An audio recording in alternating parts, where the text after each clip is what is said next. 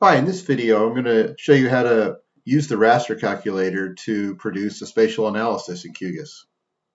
So the raster calculator is a way to do what's commonly referred to as raster algebra or map algebra. And this is when you combine raster layers mathematically. It can also be used on a single raster in some use cases, and it's very useful for modeling. So in this example, this particular pixel has a value of 7. It's aligned with this one, which has a value of 2. If we add those, the output's going to have a value of 9. So that's basically the way raster algebra or map algebra works. You can also use this to do unit conversions against a single raster. So this is an example of running the raster calculator against one single raster just to convert the values. So in this case, if we have a precipitation value, we could convert it from its native units in centimeters to inches by using a conversion factor against that original precipitation raster. So people often do this to convert meters to feet and feet to meters, imperial to metric units, etc. We can also use raster algebra to conduct logical operations. So these are operations that will produce a true-false output.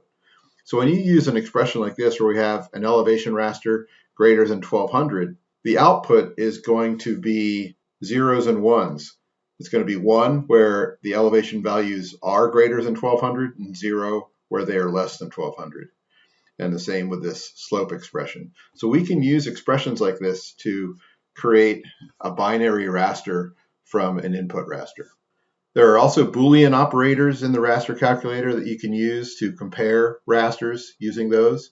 Here where it says masking, we have an expression where an elevation data set greater than or equal to 0 is being multiplied by itself. And what this will do is convert all the cells that are not greater than or equal to 0 to null values or 0 values. So this is a way of masking out certain values in a raster data set. So I'm going to get out of PowerPoint and into QGIS.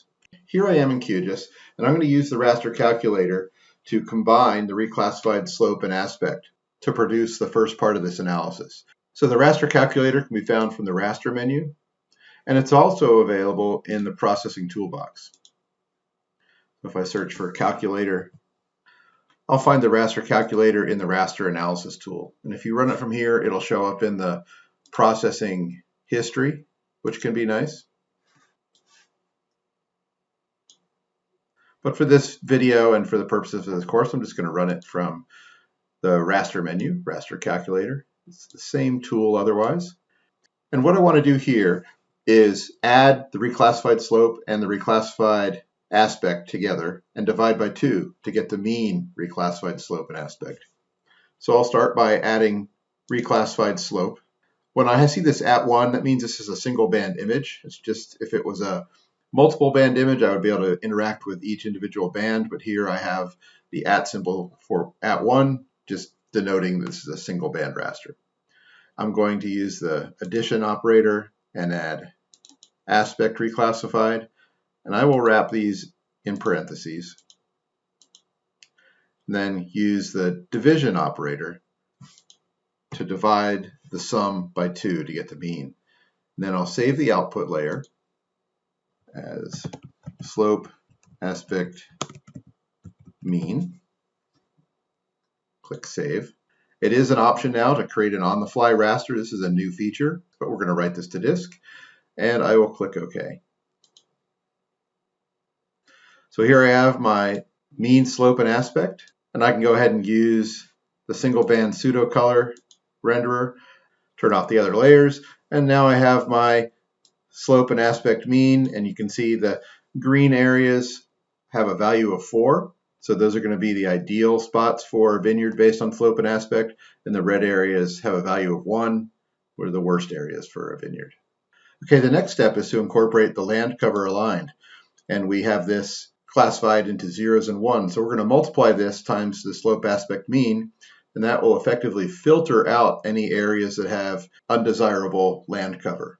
So I'll go back to the raster calculator, and I will double click on slope aspect mean and multiply that times land cover aligned _ RC for reclassified.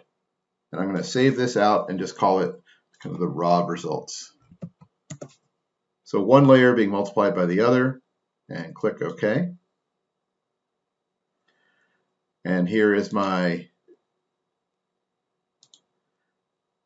new data set, and I'm going to use the single band pseudo color renderer for this as well. And you can see now any area that had undesirable land cover is being masked out in red. We can compare this to the slope aspect mean by toggling one off, and we can see that it's effectively filtered out those areas. Finally, we'll use a logical raster calculator expression. So here, a value of 4 is ideal and 1 is not ideal.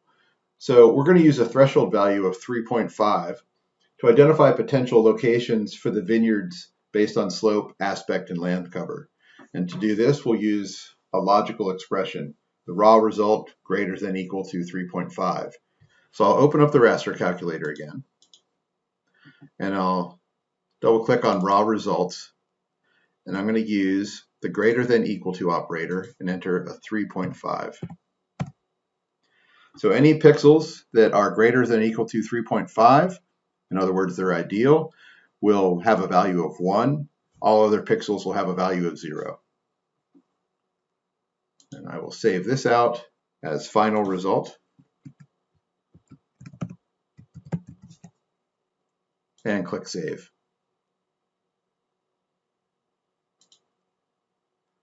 And here I can use the paletted unique values renderer, since we only have 2 values, 0 and 1.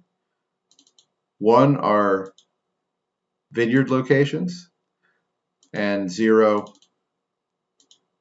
are not. So now I have in green areas that meet the definition for vineyard based on slope, aspect, and land cover. In the next video, you're going to learn how to convert this raster to a vector data set so we can finish the analysis.